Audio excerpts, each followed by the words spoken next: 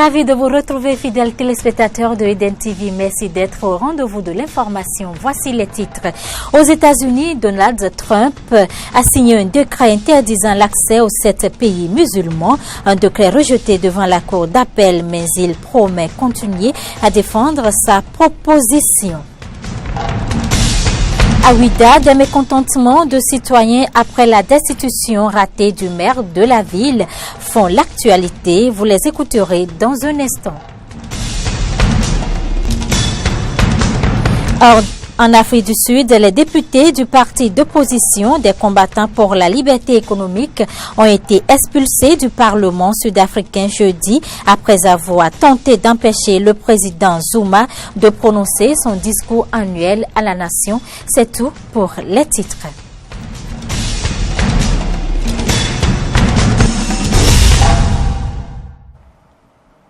Bienvenue si vous venez de nous rejoindre. Direction la commune de Ouidah. Des citoyens de cette ville sont mécontents de la destitution ratée du maire Séverin Adjovi. Ils auraient souhaité que le processus de destitution lancé contre ce maire aboutisse à son terme. Ils l'ont encore exprimé ce jeudi au micro de Eden TV. Lorsque vous gérez une administration publique et de façon solitaire et à la limite monarchique, vous ne pouvez pas créer de la frustration dans le rang de ceux qui vous accompagnent. Une si petite commune avec les maigres ressources que nous avons, comment comprendre qu'en quelques années de gestion seulement, on ait détourné déjà des centaines de millions? La décision du maire Séverin Adjovi est manquée parce que, vous savez, nous sommes dans un pays de droit et tout se fait suivant une légalité donnée. Tout le monde, tout conseiller qui n'est pas disponible à venir au conseil a le droit de donner procuration. Mais cette procuration n'est valable que lorsqu'elle est faite dans les règles de l'art. Vous avez un monsieur, un conseiller communal, le vieux Ressouvor, Joseph, qui prétend avoir donné une procuration.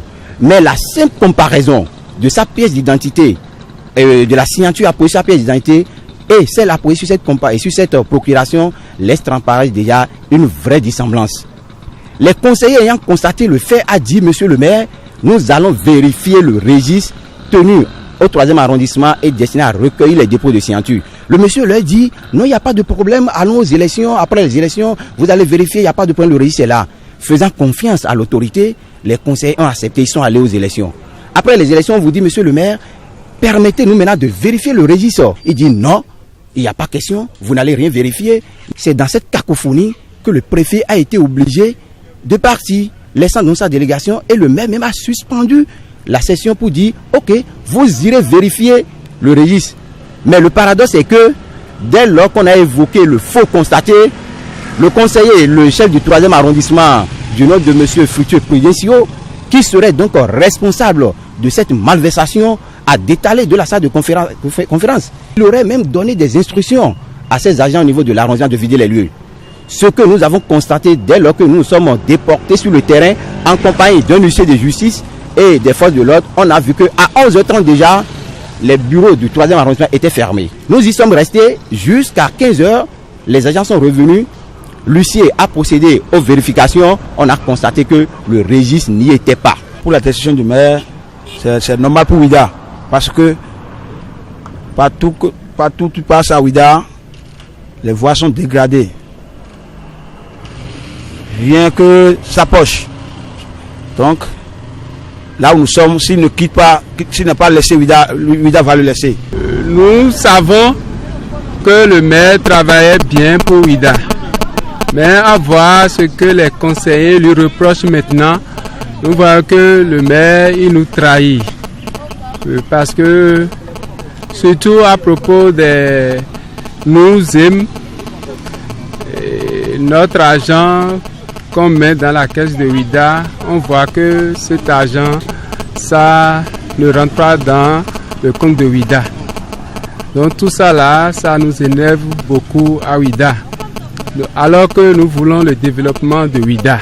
Et ce que les conseillers font, moi, je les félicite et je leur dis de prendre ce chemin pour que la vérité sorte et pour que les choses qui se passent dans l'obscurité, dans la mairie, que ça soit clair et tout le monde voit ce qui se passe.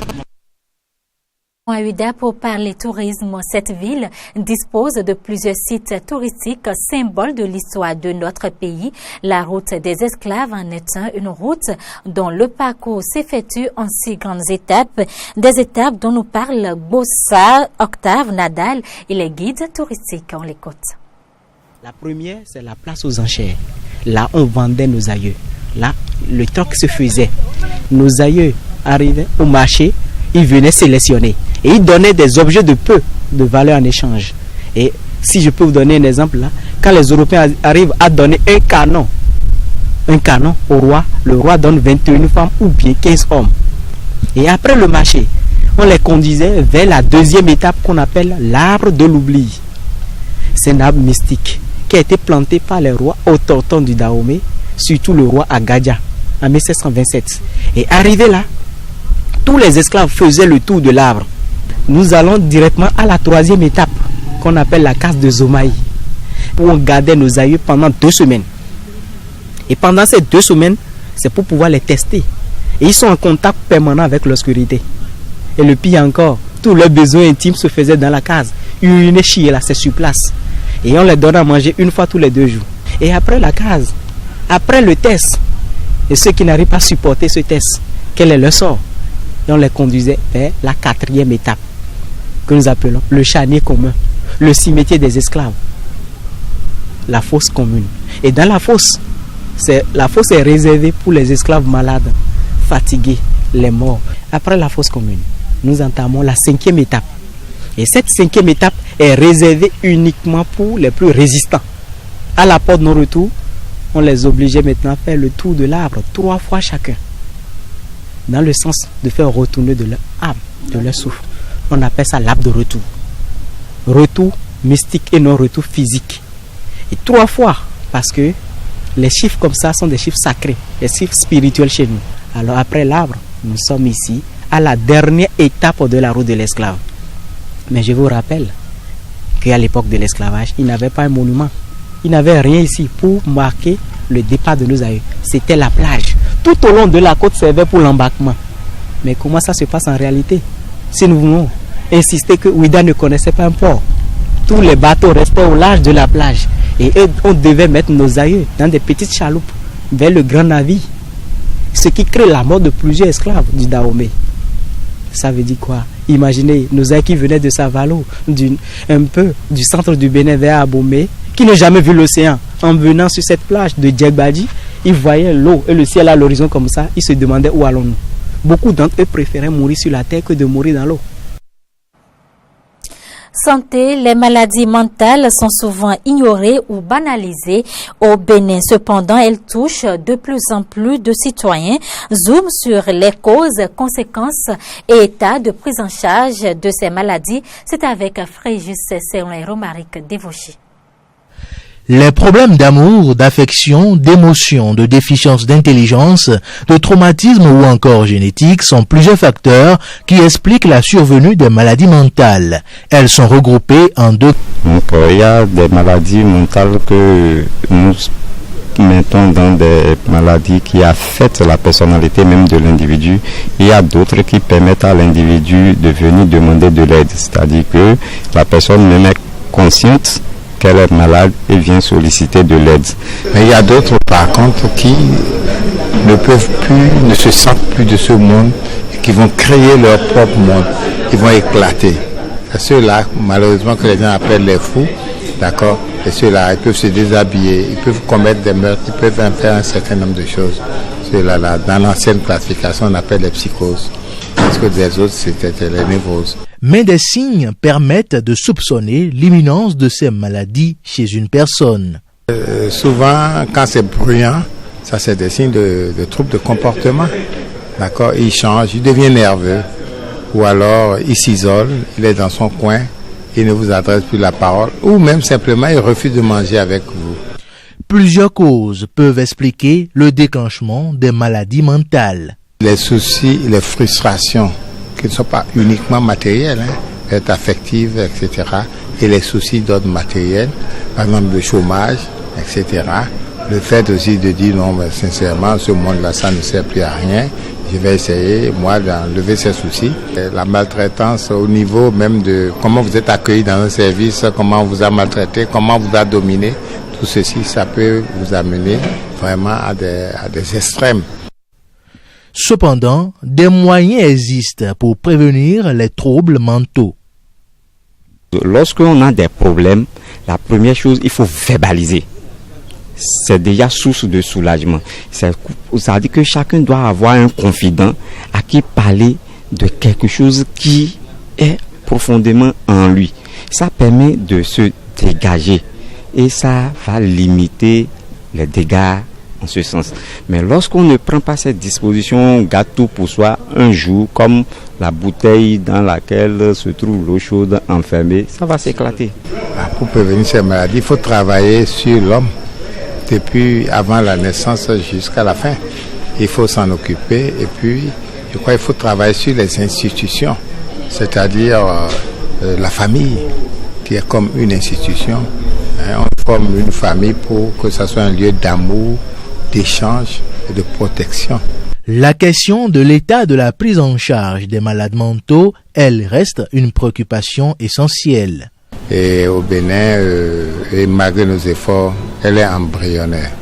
Parce que vous comptez pour l'État, la prise en charge de l'État, c'est peut-être au niveau du CNHU et un peu de ce qui était l'hôpital Jaco, où beaucoup d'efforts ont été faits, et il y a Parakou. Mais c'est les grandes villes, ça. Et dans les autres villes, il y a qui? La maladie mentale, ça doit être du volet vraiment social. Quand les gens arrivent là, vous allez trouver qu'ils n'ont vraiment pas les moyens de se donner, vraiment de se prendre en charge. L'État devrait accompagner. L'accompagnement que l'État fait, vraiment, on ne voit pas trop. Outre ces aspects, il faudra aussi désormais promouvoir la santé mentale au sein des écoles.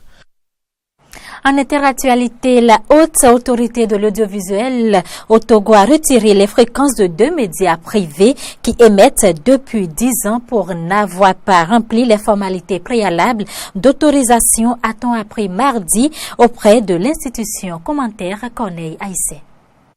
La télévision La Chaîne du Futur et la radio City FM qui appartiennent au groupe Sud Média n'ont obtenu aucune autorisation préalable avant de commencer à émettre en 2007, a déclaré à l'agence France Presse Mathias Ayena, deuxième rapporteur de la haute autorité de l'audiovisuel et de la communication. Nous demandons simplement aux responsables de ces organes de faire une demande en bonne et due forme et nous allons analyser, a-t-il poursuivi. Mais du côté des travailleurs de ces 2 stations, cette décision est contestée car complique vivement leur situation et menace leur emploi. Au-delà du contentieux, au-delà de toutes les considérations que nous entendons par-ci et par-là, qu'il pourrait s'agir d'une lutte fratricide, d'une lutte entre 2 éléphants, au-delà de ça, c'est la situation du personnel qui risque de se retrouver de fait au chômage. Et vous savez que dans notre pays, le taux de chômage est inquiétant. Quand je vois mes enfants, je me dis que leur avenir est hypothéqué. On ne peut pas travailler dans une structure. Plus de 10 ans, on m'annonce aujourd'hui qu'on n'a pas de dossier. On me dit, va rester à la maison. Vous savez dans quelles conditions nous sommes dans ce pays aujourd'hui. Lucas Baki, directeur général du groupe Sud Média, juge la démarche de la haute autorité de l'audiovisuel et de la communication illégale, assurant que toutes les démarches avaient été effectuées à plusieurs reprises pour soumettre le dossier. C'est une décision abusive. Elle est abusive du fait que le président, la personne du président de la haute autorité de l'audiovisuel et de la communication n'a aucune compétence pour prendre une décision de cette nature et la notifier à un organe comme le groupe Sud Média. Si nous n'étions pas en règle, il appartenait à la HAC depuis 2007 où on a commencé à émettre, de réagir. Et pourtant nous avons toujours collaboré avec cette HAC-là. Et les membres de la haute autorité de l'audiovisuel et de la communication sont toujours venus ici. Nous avons toujours bénéficié de l'aide de l'État à la presse. Je ne sais pas quelle mouche a piqué le président de la haute autorité de l'audiovisuel et de la communication pour qu'il soit amené à prendre une telle décision. Dans un communiqué, l'ONG Amnesty International a dénoncé lundi soir une attaque contre la liberté d'expression. L'organisation a estimé que cette sanction est disproportionnellement lourde au vu des faits reprochés. L'autorité de régulation avait déjà fermé plusieurs médias en 2013, notamment la radio Légende FM pour multiples dérapages, affirmant qu'elle diffusait de fausses informations durant les législatives. Scandale au Parlement sud-africain ce jeudi. Le président Jacob Zuma a été une fois humilié par les députés de l'opposition pendant qu'il lisait son discours à la nation. Ses opposants demandaient sa démission. Les forces de l'ordre ont donc expulsé de la salle les députés qui tentaient d'empêcher Jacob Zuma de s'exprimer. Reportage. Une trentaine d'agents de sécurité ont été envoyés pour faire sortir de force les députés d'opposition du parti de gauche radical des combattants pour la liberté économique et ont échangé des coups avec les élus. Pendant plus d'une heure, ces derniers, vêtus de leur traditionnelle combinaison rouge de mineurs et de femmes de ménage, avaient interrompu le président Zuma, estimant qu'il n'était pas légitime pour s'exprimer car il a violé la Constitution. While the global economic environment remains uncertain, indications are that we have entered a period of recovery. Alors que la situation économique mondiale reste incertaine, les indicateurs montrent que nous entamons une période de reprise. Nous anticipons une croissance de 1,3% en 2017, après un taux estimé à 0,5% en 2016. Mais notre économie ne croît toujours pas assez rapidement pour créer les emplois dont nous avons besoin. Certains de nos compatriotes, y compris des jeunes, sont en chômage depuis des années. There are some of our people, including youth, who have not worked for years. 22 years into our freedom and democracy, the majority of black people are still economically. Après 22 ans de liberté et de démocratie, la majorité des Noirs n'ont toujours pas aucun pouvoir économique. Ils ne sont pas satisfaits par les gains économiques de la libération. Le fossé entre le revenu moyen des ménages noirs et ceux des ménages blancs reste choquant. Les ménages blancs gagnent en moyenne 5 fois de plus que les ménages noirs. And their white counterparts remains shockingly huge. White household earn at least 5 times more than black households. Dans son discours, le président a abordé de nombreuses thématiques, y compris celle de la réforme agraire et de la diversité raciale, deux sujets sensibles en Afrique du Sud. Only 8 million hectares of arable land have been transferred to black. Seuls les 8 millions d'hectares de terres cultivables ont été transférés à des Noirs, ce qui représente seulement 9,8% des 82 millions d'hectares de terres cultivables d'Afrique du Sud. Nous avons affirmé notre intention d'utiliser la loi sur l'exploitation pour continuer la réforme agraire et la redistribution des terres en accord avec la Constitution. And redistribution in line with the Constitution.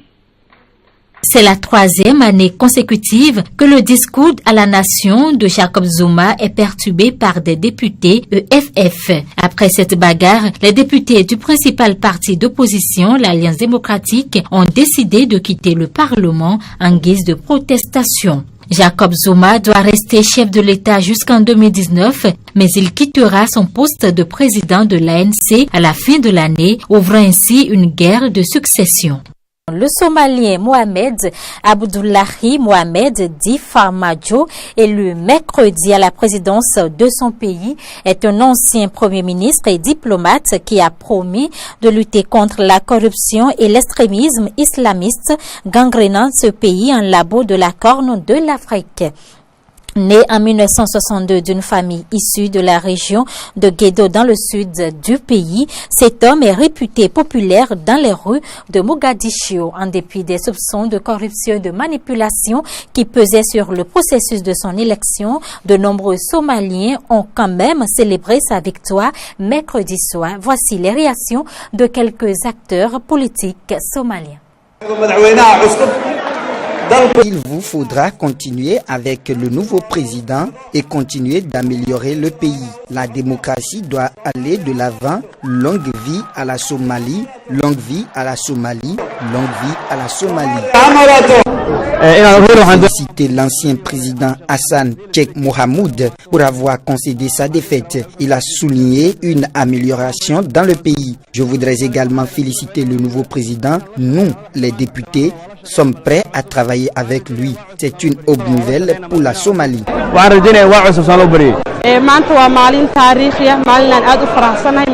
Aujourd'hui est un jour historique. Je suis très heureux. Ce jour est inoubliable parce que nous avons traduit la volonté du peuple somalien dans les faits. Nous avons provoqué le changement que tout le peuple souhaitait.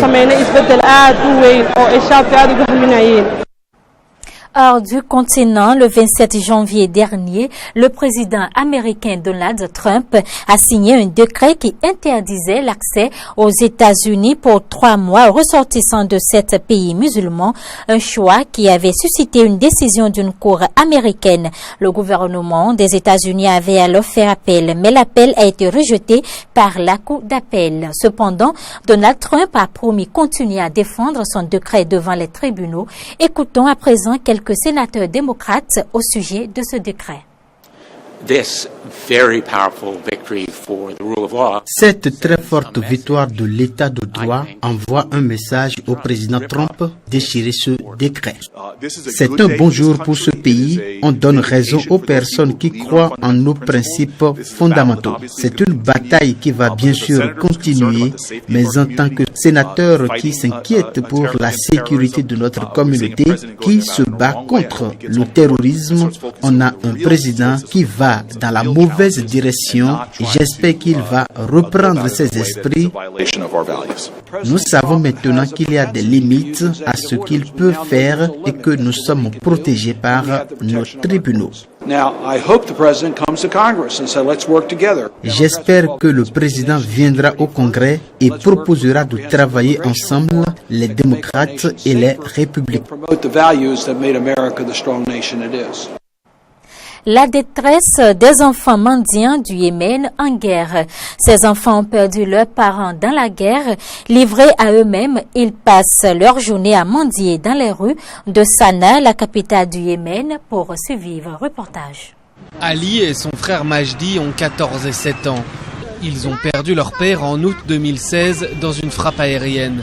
Aujourd'hui, ils errent dans les rues de la capitale yéménite Sanaa, nettoyant des pare-brises au carrefour.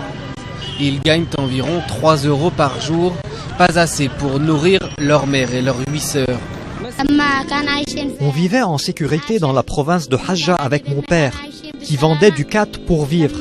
Un jour, il est tombé malade et nous l'avons emmené à l'hôpital de Médecins sans frontières. L'hôpital a été touché par une frappe aérienne et mon père est mort. Nous avons déménagé à Sanaa 5 jours après l'avoir enterré. Comme ses 2 frères, le conflit qui ravage le Yémen a rendu beaucoup d'enfants orphelins. La capitale Sanaa est contrôlée par des rebelles chiites soutenus par l'Iran, les Houthis, qui font face à une intervention militaire de l'Arabie Saoudite depuis mars 2015 pour les en déloger. Les services sociaux pour les enfants se sont complètement effondrés. Tous les phénomènes qui menacent les enfants sont en hausse. Le travail des enfants, les enfants qui mendient, ceux qui participent au conflit, les jeunes filles travaillant dans la rue, les enfants forcés de quitter l'école. À cause de la guerre, 2 tiers des 26 millions de Yéménites sont privés de soins médicaux et la nourriture manque dans l'un des pays les plus pauvres du monde. Au Yémen, un enfant meurt toutes les 10 minutes de malnutrition ou de maladie d'après l'ONU. Les cas que nous recevons sont très sérieux. Les enfants souffrent de diarrhée très sévère. Certains cas sont très graves à cause de la malnutrition chez eux, donc leur santé se détériore et ils doivent être hospitalisés. D'après l'UNICEF, 20% des 7400 victimes de la guerre sont des enfants. Et beaucoup d'autres se sont retrouvés dans les rues, mendiant pour survivre à un conflit dont personne ne voit la fin.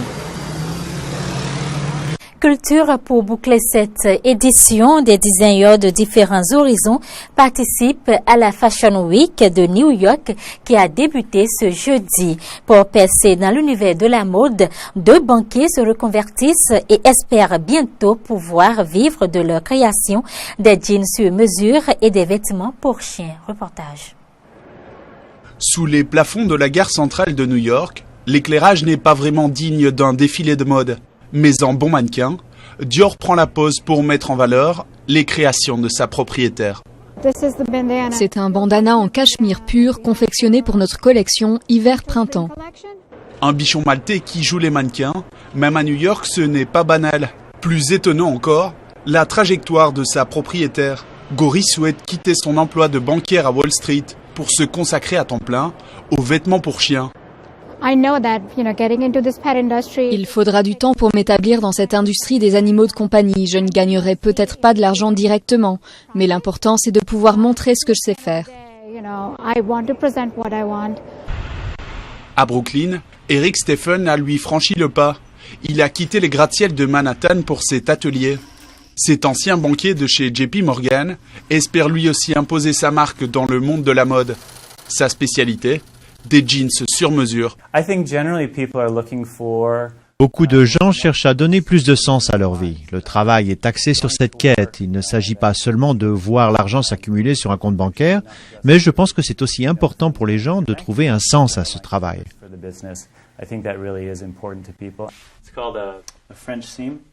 Malgré un emploi du temps chargé, Eric et Gori ont suivi des cours du soir dans une école de mode. Un monde de différence, mais Eric a conservé certains réflexes de son ancien travail. La plus grande compétence que j'avais en tant que banquier d'investissement et que j'utilise encore aujourd'hui est certainement la persévérance. Chaque matin, je me lève, je me réjouis de ce que je fais, je n'ai pas de plan B, et donc je continue à avancer. Eric et Gori espèrent bien que leur persévérance permettra à leur création de briller dans le monde difficile de la mode, rapidement et sur de vrais podiums si possible. C'est la fin de cette édition, mesdames, messieurs. Merci de l'avoir suivi. L'info continue sur Eden TV.